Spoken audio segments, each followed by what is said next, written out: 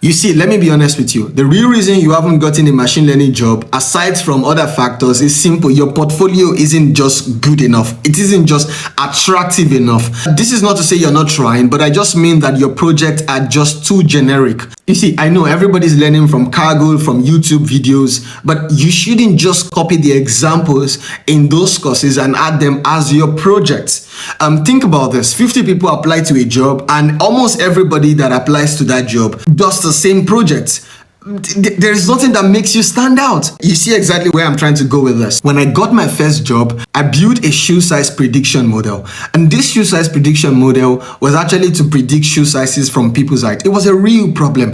I remember when I was sharing about this in the interview, everybody could connect with it, and they were really eager to see my thought process. And this is the kind of example that helps you to stand out when you apply for data science positions. So in this video, I am going to be giving you 5 unique examples that you can actually employ. I also don't want you to copy them verbatim, but I want you to add them to your thinking process. And if you stay to the end of this video, I am going to give you one simple tip that could help your project to stand out. Let's get into it.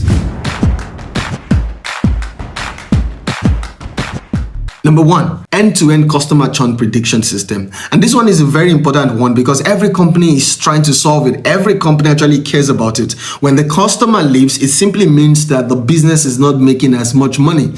So what makes this project stand out is actually how you build a full pipeline, your thinking process into the system, how you load in the real data, clean it up with Python, using libraries like Pandas, NumPy to clean it properly, handling missing values, encoding your categories, all of that. You doing the feature engineering, things like how long has the customer stayed, understanding the frequency cycle of the customer, how often they use the system, and you training your model, comparing your models to other models, with scikit-learn, or probably then building a tree model on top with XGBoost, evaluating your accuracy properly, and most importantly, then deploying the model with maybe Streamlit or Fast API to expose it to an API. You see, all of you doing that and having a story behind it and expressing why you made the decisions you made is actually what makes this project stand out. So if I see somebody building something like this in their CV, I'm going to be stopping my tracks and be like, whoa, wait a minute. Let me see what this person is doing.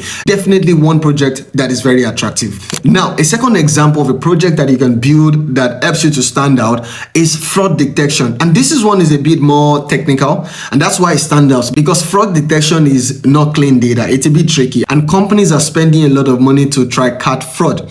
Most transactions are normal, very few are fraud. So it's just not about building a model and say, oh, see, I got 95% accuracy. That's not bad, but you have to then think about how to catch the few fraud that you have in your data.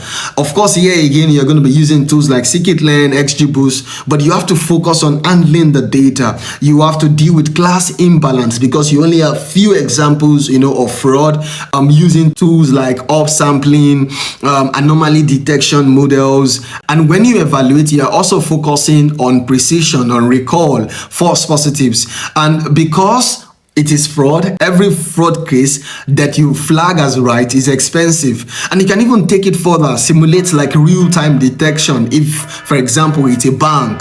And so you're not just doing basic machine learning model like everybody's doing, you're really trying to solve a real financial problem. So when you indicate something like this in your CV, of course, it's very interesting for whoever is reading it.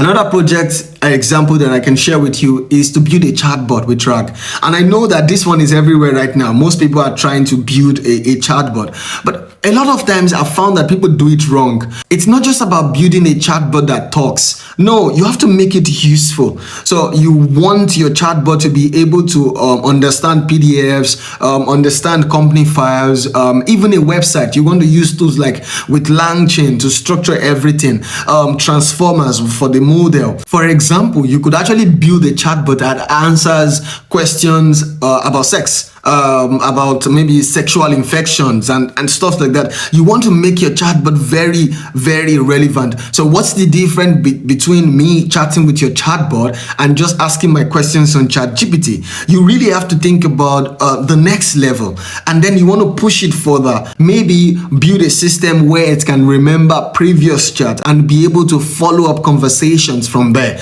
You might even build a chatbot that takes data and can simply allow the user to chat with that data, and it gives you like a completely different level of building a chatbot.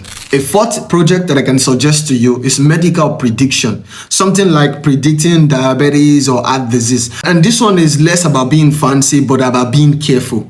You want to use tools, of course, again, like scikit-learn, XGBoost, depending on the data you have. You actually want to build something that someone can rely on, or at least that you have an argument as to why someone can rely on this, and that makes your project feel a lot more serious. So you see, same tools, but you're building different systems and different applications. And the fifth example that I can give to you is demand forecasting. This one is very underrated, but you're trying to predict future sales. You are taking historical data and you're trying to understand patterns. You want to use tools like Stats Model or Prophet, and if you want, try TensorFlow for deeper models. But the real value is not just in predicting. It's about showing trends, seasonality, what happens during holidays, weekends, special days. You want to compare different approaches and communicate your reasoning in your portfolio.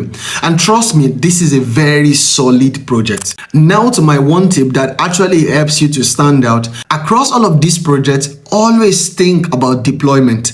You see, you don't want to just build your model and let it sit down in a Python file somewhere.